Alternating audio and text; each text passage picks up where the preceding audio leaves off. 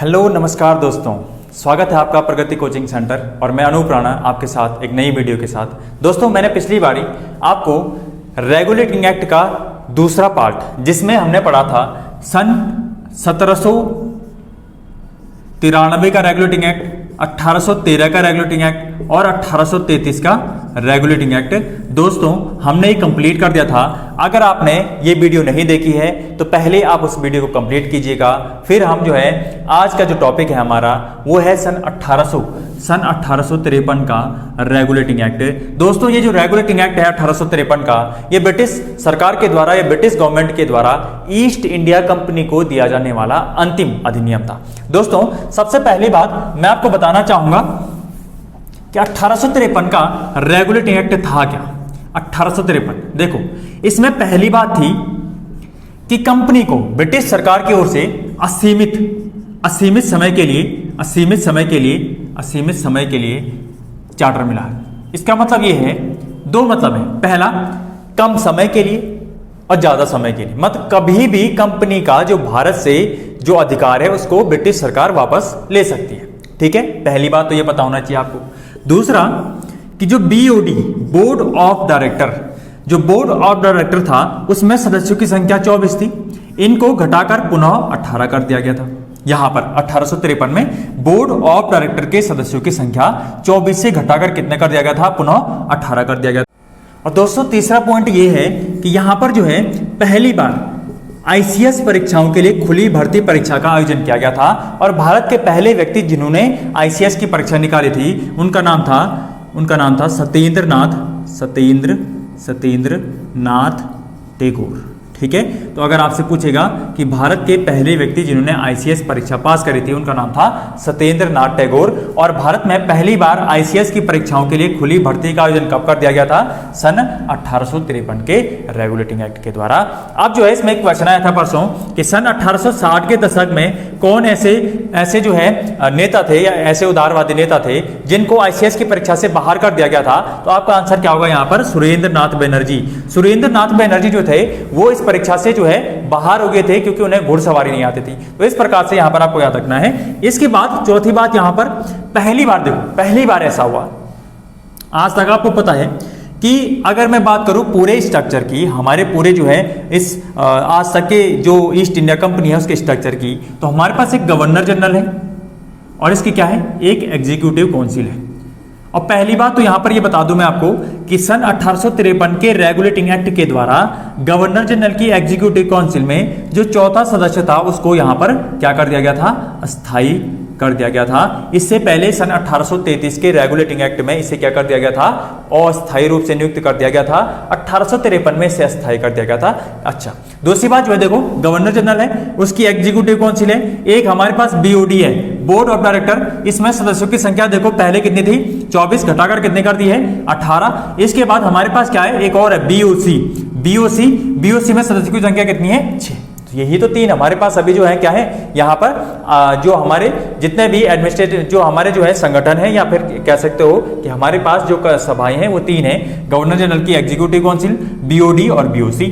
अब जो है यहाँ पर जो है पहली बार ये कहा गया कि गवर्नर जनरल की कार्यकारिणी सभा जब भी कानून बनाने बैठेगी तो उसके साथ कानून बनाने के साथ 6 नए पार्षद जोड़ेगी, यानी 6 नए जो है इसमें लोग जो है उसमें क्या करेंगे, पार्टिसिपेट करेंगे। जैसे कि आज हमारे संसदीय शासन व्यवस्था में होता है। संसदीय शासन व्यवस्था में क्या होता है कि हमारी जो विधायिका होती है वहां पर जो है हमारे सारे जो है जो विधायिका के लोग होते हैं वो आपस में बैठकर निर्णय लेते हैं और ये जो है निर्णय बहुमत के आधार पर क्या कर दिया जाता है, पास कर दिया जाता है। यहां पर पहली बार कहा गया कि जब गवर्नर जनरल की कार्यकारिणी सभा कोई कानून बनाने बैठेगी तो वहां पर 6 जो है सदस्य इनके साथ क्या करेंगे, वहां पर बैठेंगे। तो भारत में पहली बार संसदीय शासन प्रणाली की शुरुआत यहां पर मानी जाती है कि भारत में पहली बार जो संसदीय जो व्यवस्था है उसकी शुरुआत 1853 के रेगुलेटिंग एक्ट में हुई थी।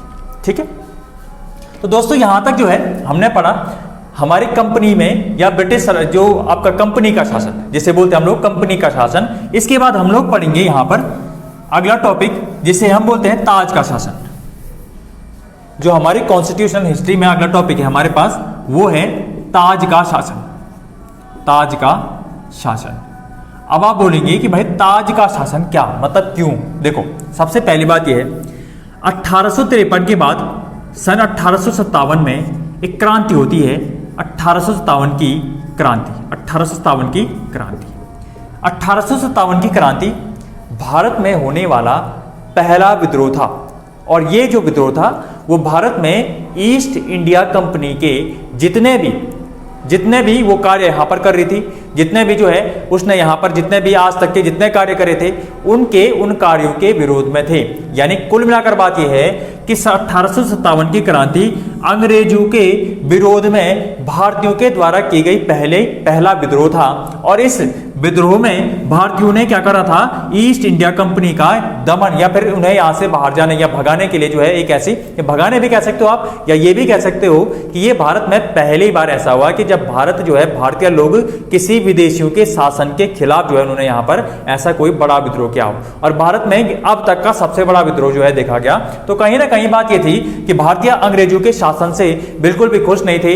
अंग्रेजों के जितने भी शासन भारत में हो रहे थे ईस्ट इंडिया कंपनी के, वो भारतीयों के हित में नहीं थे, अहित में थे, है ना। जैसे कि दादा भाई नौरोजी ने एक बुक लिखी है, the poverty and un-British rule in India, जहां पर इन्होंने धन के एक तरफा प्रवाह के बारे में विवेचना करी है। और वो कहते हैं कि जो ब्रिटिशर्स थे, जो अंग्रेज थे वो क्या करते थे, उनका जो हित था वो था भारत से व्यापार करना। व्यापार करने का मतलब होता है व्यापार करके प्रॉफिट मतलब लाभ कमाना।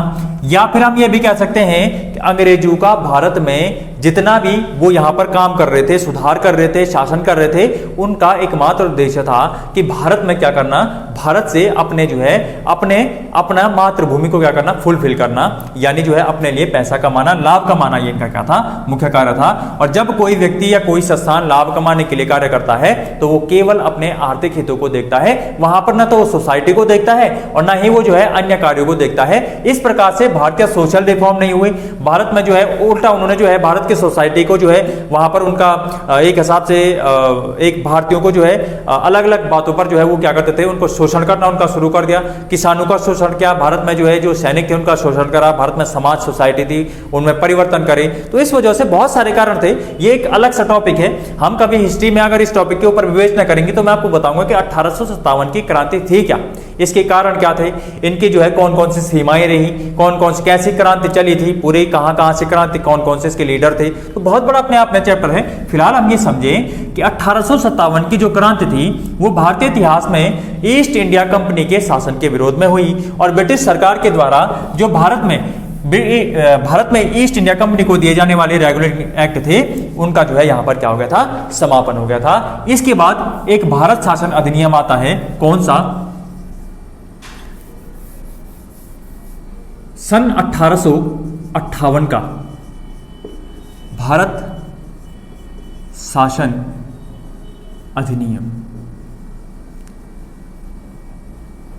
1858 का भारत शासन अधिनियम। 1857 की क्रांति के बाद देखो कुछ नहीं है, इसमें 3 से 4 बातें महत्वपूर्ण है और सीधी बातें हैं, बिल्कुल याद करने की भी, आपको बिल्कुल एक बार पढ़ लिया तो बिल्कुल आपके दिमाग में जो है हमेशा के लिए बन जाएंगे। देखें कैसे।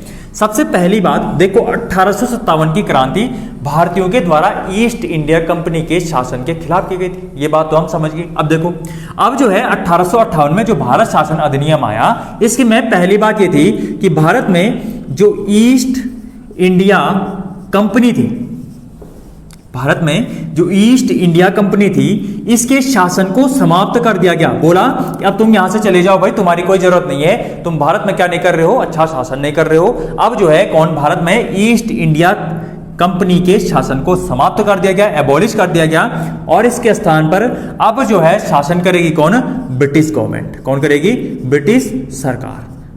हम ये भी कह सकते हैं कि 1858 के इस भारत शासन अधिनियम के द्वारा भारत का शासन अब जो है ईस्ट इंडिया कंपनी के हाथों से निकलकर ब्रिटिश सरकार के हाथों में चला गया। पहली बात और महत्वपूर्ण बात ये आपको पता होना चाहिए, पूछा जाता है कि भारत में ईस्ट इंडिया कंपनी का शासन किस अधिनियम या किस भारत शासन अधिनियम के द्वारा समाप्त कर दिया गया था। आपका आंसर वहां पर होगा कौन सा, 1858 का भारत शासन अधिनियम के द्वारा। ठीक है। नंबर दूसरी बात देखो, भारत में जो गवर्नर जनरल था, जो भारत का गवर्नर जनरल था, अब इसको बोल दिया जाएगा वाइसराय। Viceroy viceroy. क्यों? जो गवर्नर जनरल था वो ईस्ट इंडिया कंपनी के प्रति क्या था? उत्तरदायी था। और जो वायसराय होगा वह ब्रिटिश सरकार, ब्रिटिश पार्लियामेंट के प्रति क्या होगा? वहां पर उत्तरदायी होगा। इस प्रकार गवर्नर जनरल के पद को वायसराय के पद से रिप्लेस कर दिया गया। भारत का पहला गवर्नर जनरल कौन था? Lord William Bentinck. और इसी प्रकार भारत का पहला वायसराय कौन होगा? तो लॉर्ड कैनिंग। लॉर्ड कैनिंग क्या था? भारत का पहला वायसराय बना। इस प्रकार से आपसे क्वेश्चन पूछेगा कि भारत का पहला वायसराय कौन था? लॉर्ड कैनिंग था, है ना। और यही लॉर्ड कैनिंग 1857 के विद्रोह के समय 1857 के विद्रोह के समय क्या था? भारत का गवर्नर जनरल भी था। और यही जो है 1861 में जब भारत शासन अधिनियम आगे आएगा, 1861 का भारत शासन अधिनियम, इस समय भी क्या था? भारत का वायसराय था। तो ये भी आपको याद होना चाहिए। ये पूछा था कि भारत में सबसे पहले अध्यादेश देने की शक्ति जो है किस वायसराय को मिली थी? आपका आंसर क्या होगा? यहां पर लॉर्ड कैनिंग। और यही भारत का क्या था? पहला वायसराय भी था। ठीक है, चलो तीसरा बिंदु देखो, यहां पर जो बीओडी था, कंपनी के द्वारा जो बीओडी बनाया गया था और बीओसी बनाया गया था, इन दोनों को समाप्त कर दिया गया। बोला गया कि अब जो है तुम्हारी जो काउंसिल है उनको भी समाप्त करेंगे, बीओडी को भी समाप्त कर दिया गया, बीओसी को भी समाप्त कर दिया गया। और इनके स्थान पर क्या होगा? इनके स्थान पर जो है यहां पर एक सचिव, भारत सचिव का पद स्थापित कर दिया गया, भारत सचिव। और इसकी सहायता और जो है इसको सहायता करने के लिए और उसको सलाह देने के लिए एक 15 सदस्यीय काउंसिल की स्थापना कर दी गई। तो इस प्रकार यहां पर एक सचिव काउंसिल, इंडियन सेक्रेटरी जिसे हम कहते हैं, और ब्रिटेन में एक जो है सेक्रेटरीट हाउस की स्थापना कर दी गई। इस प्रकार कहा जाता है कि भारत का शासन करने वाला यहां से हजारों जो है मील दूर से क्या करेगा? भारत का शासन करेगा। और जो है इसके अलावा यहां पर देखो भारत के पहले सचिव कौन थे? उनका नाम था चार्ल्स वुड। ठीक है, ये भी आपको याद रखना है कि भारत में सचिव का पद यहां पर स्थापित कर दिया गया और इनकी सहायता करने के लिए एक 15 सदस्यीय काउंसिल की स्थापना कर दी गई। गवर्नर जनरल और उसकी कार्यकारिणी सभा तो थी, और इसके अलावा यानी गवर्नर जनरल वायसराय उसकी कार्यकारिणी सभा, और साथ में जो है 6 जो पार्षद हमने जोड़े थे इससे पहले, वो भी जो है एज वेल एज अभी यहां पर रखे गए थे। इस प्रकार से 1858 में यहां पर अब ईस्ट इंडिया कंपनी के शासन को समाप्त कर दिया गया और इसके स्थान पर अब जो है ब्रिटिश सरकार क्या करेगी? यहां पर शासन करेगी। दोस्तों इसके बाद जो महत्वपूर्ण हमारे पास एक्ट आएंगे वो 1861, 1892, 1909, 1919 और 1935। ये हमारे पास आगे आने वाले एक्ट हैं और इनके लिए मैं इससे आगे और वीडियोस बनाऊंगा। आप जो है अपनी राय कमेंट बॉक्स में जरूर जो है बताएं कि आपको ये वीडियो कैसी लगी, आपकी जो है जो मैंने आपको बताया ये आपके समझ में आ रहा है या नहीं आ रहा है। और जो है इसके अलावा अगर आपको पसंद आती है तो लाइक करें, शेयर करें, सब्सक्राइब करें। धन्यवाद, थैंक यू।